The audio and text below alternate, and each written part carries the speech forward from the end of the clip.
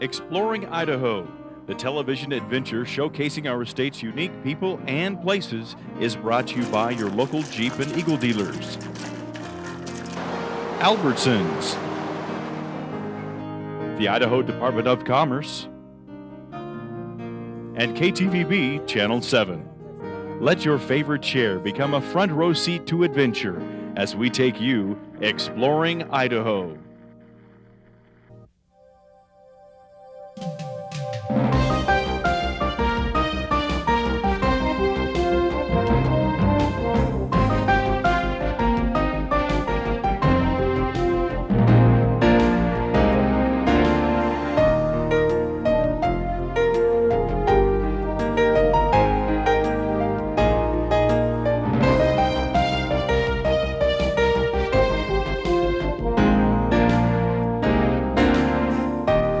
This edition of Exploring Idaho. It's called the Gem State, and for good reason. Go along with some Idaho rockhounders who know just where to dig up a good time.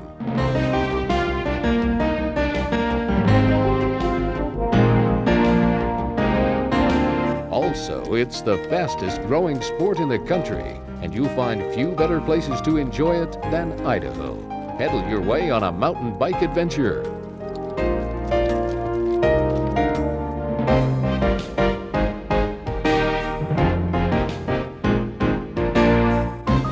Idaho is bursting with color. A wildflower explosion like you've never seen before. Coming up tonight on Exploring Idaho.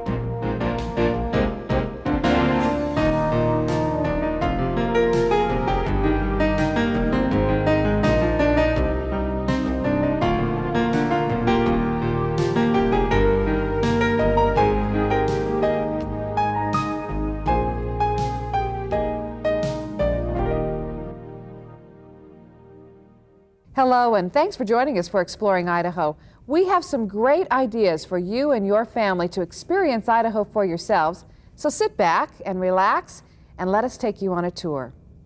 Idaho is called the Gem State for a very good reason. Nowhere will you find the variety of gems found right here in Idaho. That's probably why rockhounding is so popular. Give them a sunny day, a pair of gloves, and a shovel, and you'll have rockhounds just pawing to get at Idaho's cache of gems.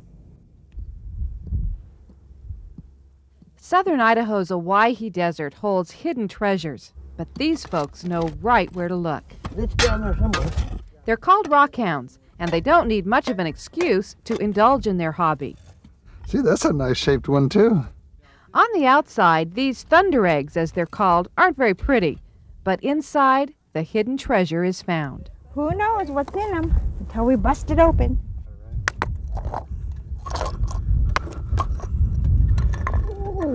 It's what we refer to as an Easter egg hunt every time we go out, because we never know what we're going to get. And you always get a prize. It's just exciting to be the first one to touch something like that. So beautiful. Something that God has made. So that's why I enjoy it.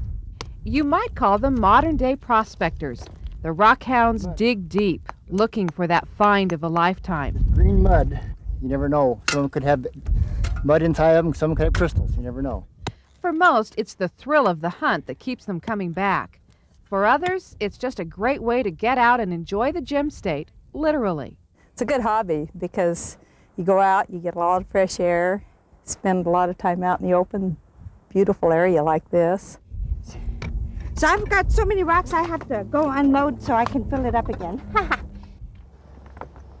As you can see, enthusiasm like that piles up. The most promising rocks have another destination. For some rockhounders, this is where the fun really begins, in the shop. The buzz of the rock saw, the sound of the grinder, the crashing of rocks being tumbled. It's all part of the rockhounding experience.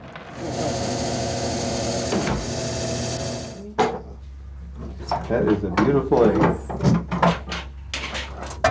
Pretty happy with that? You better believe it.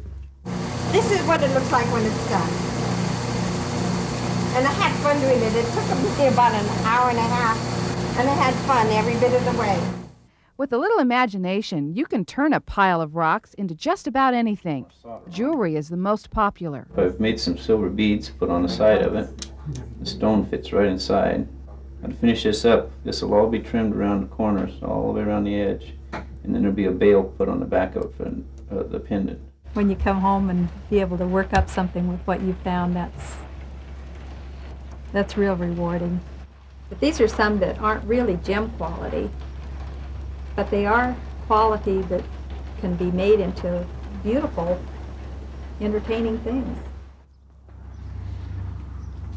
I'm known as Idaho's Garnet Queen, and I'm known all over the world.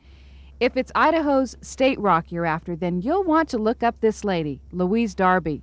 She's kind of a know-it-all when it comes to the Idaho State gemstone, the star garnet. Star garnets come from two places in the world, India and northern Idaho, and that is the 4-ray variety. The 6-ray, like this one, only comes from one creek drainage in northern Idaho out of the whole world, and that drainage is less than a mile long. So it is very, very rare. That's right. Emerald Creek in remote northern Idaho is the only place in the world you'll find 6-ray star garnets. I want to hear it.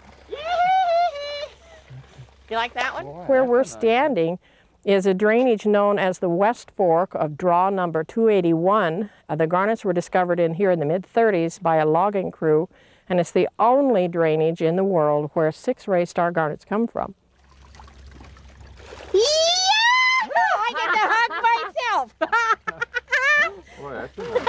Look at this. Will cut in probably about a 5 or 6 carat stone, which will probably be anywhere from $300 to $600 retail value.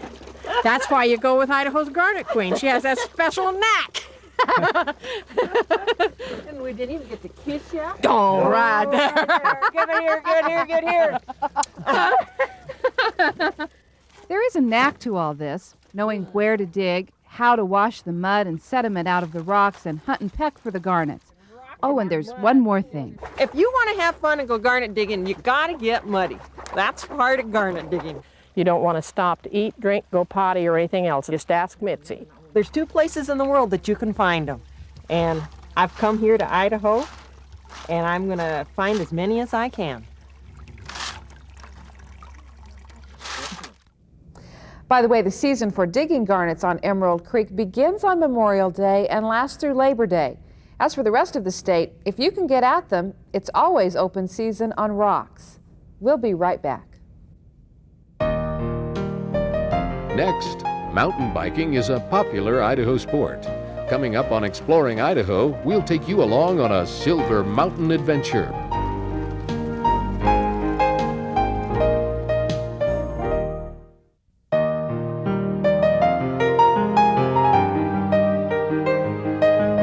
Welcome back to Exploring Idaho. They say once you learn to ride a bike, you never forget. But if you haven't seen what they're riding these days, you may be in for a big surprise. Even more surprising, where they're riding these fancy new bikes. Exploring Idaho's David Mills joins us now with a look at the latest in two-wheeled fun. Well, Dee, mountain biking is easily one of the fastest growing sports in Idaho. You see, these new bikes with their rugged construction, wide tires are the latest craze. And if you haven't tried it yet, hang on for the ride of your life. Kellogg, in the heart of Idaho's Silver Valley. It's home to the state's newest ski resort, Silver Mountain, and boasts the world's longest gondola. Already, this place has earned a reputation for superb skiing, but when the snow melts and the skis are in the closet, this year-round resort doesn't go to sleep. It's one of the Northwest's premier spots for mountain biking. Okay, hop right in, put your feet up on the seat the long way. There are a few better ways to spend a summer day than taking a nice, leisurely bike ride, but that's not exactly what we're in store for. Once aboard Silver Mountain's 3.1-mile gondola, you've got time to relax and enjoy the view, and it is spectacular. You can see for miles in every direction. Thousands of tourists come here every year just to enjoy this 20-minute ride, but for us, the adventure has just begun. 100 miles of trail traverse the mountain. If you're into mountain biking, this is the place for you. Good morning. How you doing?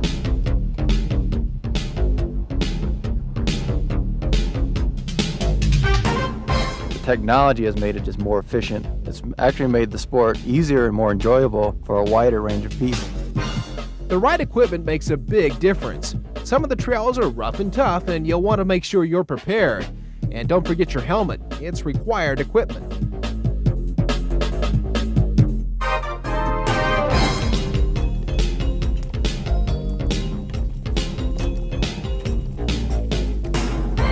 The 6 main trails here vary. Some are easier than others. A couple will get you down the mountain quickly, while the longest, 22 miles, takes several hours. This is the Big Creek Trail. This one's 18 miles long, goes from the mountain house down past the Sunshine Mine and Big Creek itself, and then follows the frontage road back to the base terminal. One of the best things about biking here at Silver Mountain is that once you've taken the gondola to the top of the hill, the ride down is pretty easy. About 95% of it is on a downhill grade. Just about anybody can handle it, so long as you keep your bike in control. We get quite a diversity of people up here because they can ride the gondola, from young to old to beginner, experienced. Quite a variety because we have trails for everybody and a little bit of variety that even the hardcore riders really enjoy. Speed is what I really like. Going down, completing a good fast run, and getting to the bottom without wrecking. For me, just staying on the bike is challenging enough, much less hitting 30 to 40 miles an hour. It's easy to do on some of the smoother downhill grades, but you'll want to slow down anyway. There's plenty to see.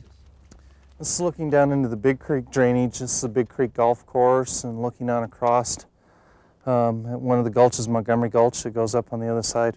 All the little ravines here are filled with little housing projects like that from the mining days.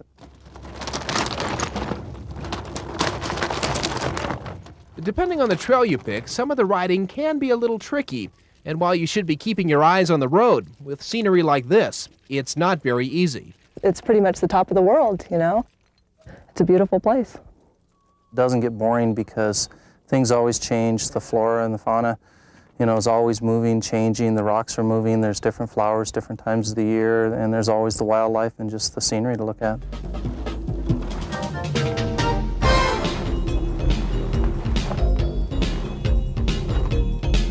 Today's new breed of mountain bikes have opened up a whole new form of outdoor recreation. It's a great all-around sport. It gives you the freedom to go where you want to go and see some country that is otherwise hidden. Oh, I think it's tremendous. I can't see anywhere else that it's any better than this. As far as overall opportunities, the miles of roads that you can ride, as well as a superb system like this of getting up the hill and then getting down without as much effort.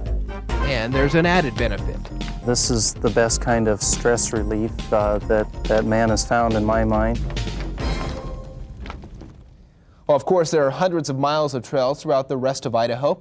Check with your local bike shop for the kind of equipment you'll need. They'll also be able to tell you the best places to ride in your neck of the woods. I do think, though, there's a special attraction to being able to go downhill all the way. It is the only way to go. I would think so. Thank you, David. Much more ahead on Exploring Idaho. Don't go away.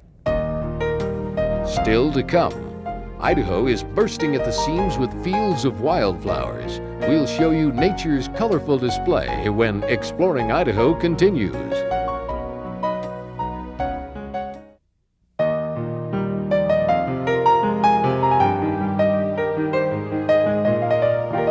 Southern Idaho's deserts are alive. In areas where wildflowers haven't grown for years, the ground is absolutely bursting with color. You see, perfect growing conditions have created this rare sight, and David Mills is back with us now to tell us more. Well, Dee, if you've driven any of Southern Idaho's highways lately, you already know what we're talking about. It's really hard to miss them. Mother Nature at her best, showing off in high fashion.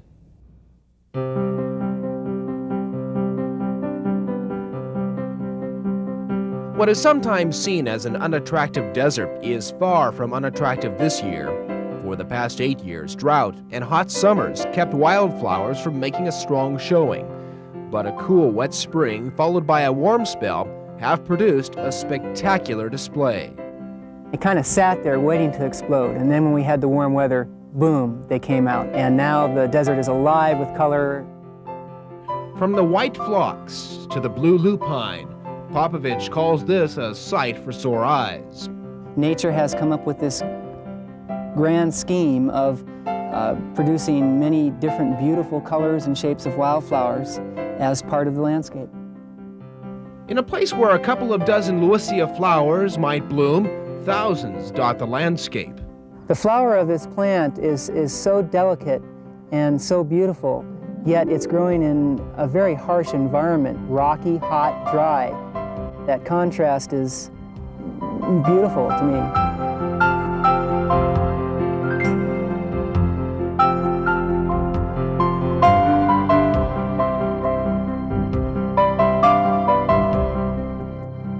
It has been about 10 years since the wildflowers have shown their colors in this fashion, and botanists, those who study these flowers, say it may be a long time before we see another exhibit like this one. They fear we're losing thousands of acres of flowers a year. They're being choked out by things like wildfires and weeds. People don't really realize it, but prior to European settlement, all of this country had wildflowers, and all of this country was alive with color. With European settlement, we brought in weeds, and we brought in fires, and we brought land into cultivation, and that habitat loss has resulted in the loss of millions of acres of what once supported wildflowers. Popovich says it is nearly impossible to reclaim the land already lost to weeds. It's not easy to get rid of these stubborn plants, and even tougher to replant wildflowers in their place. But the Bureau of Land Management is looking at ways to preserve the wildflowers that still remain, although it appears to be an uphill battle. They're a beautiful thing that has been on this earth in southern Idaho for the last 15,000 years. To watch that go by the wayside in another 50 or 100 years is a sorrowing thought.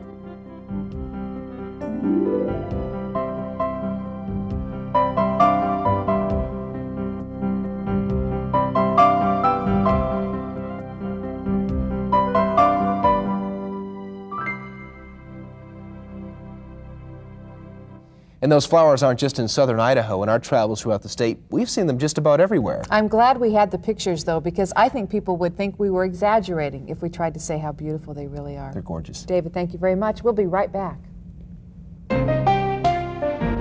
When Exploring Idaho continues, for the first time in years, the water is flowing at Shoshone Falls. The 150th anniversary celebration of the Oregon Trail is well underway. Hopefully you're making some plans to spend some time along the trail this summer. And if you do, there's one thing you should take along with you: a healthy imagination, your ticket to sesquicentennial time travel.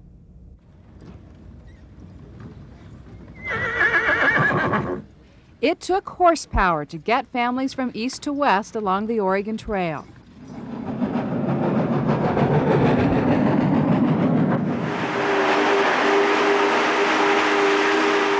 Yes, horsepower was the key to settling the wild hinterlands of Idaho.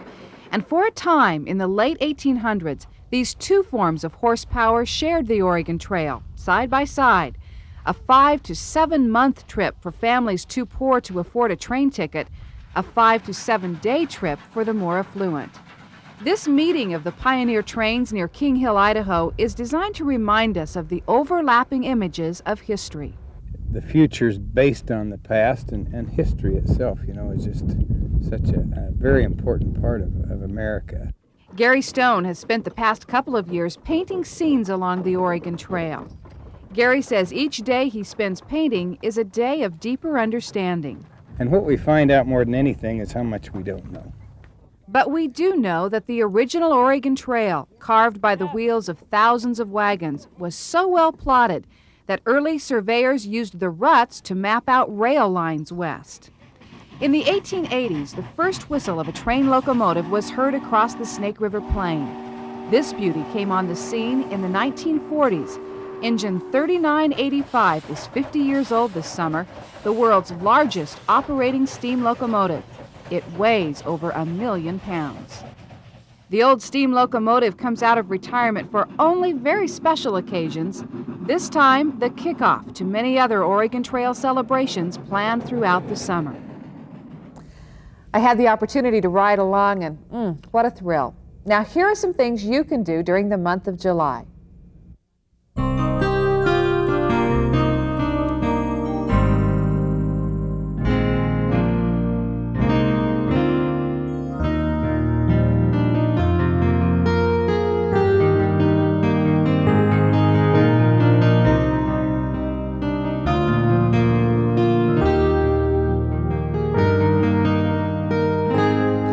If you'd like more information about anything you've seen on Exploring Idaho today, this is the phone number to call, 1-800-635-7820. And now, just in case you missed it for yourself, we want to show you what has been one of Idaho's hottest tourist attractions this spring. Shoshone Falls, near Twin Falls, has been attracting big crowds since the late 19th century. But the last few years, a trip out here would have been a big disappointment. The drought turned this thundering spectacle into a paltry dribble.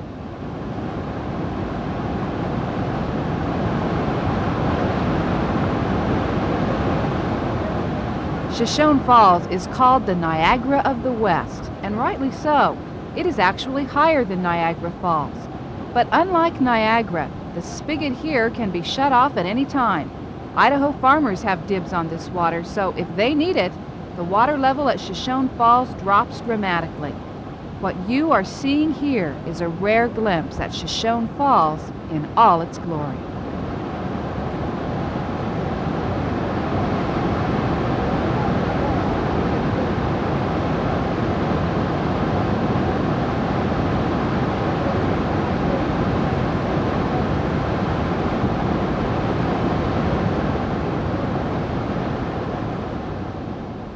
That was a special treat. With a little luck and a lot of rain, maybe we'll see Shoshone Falls looking like that again next year.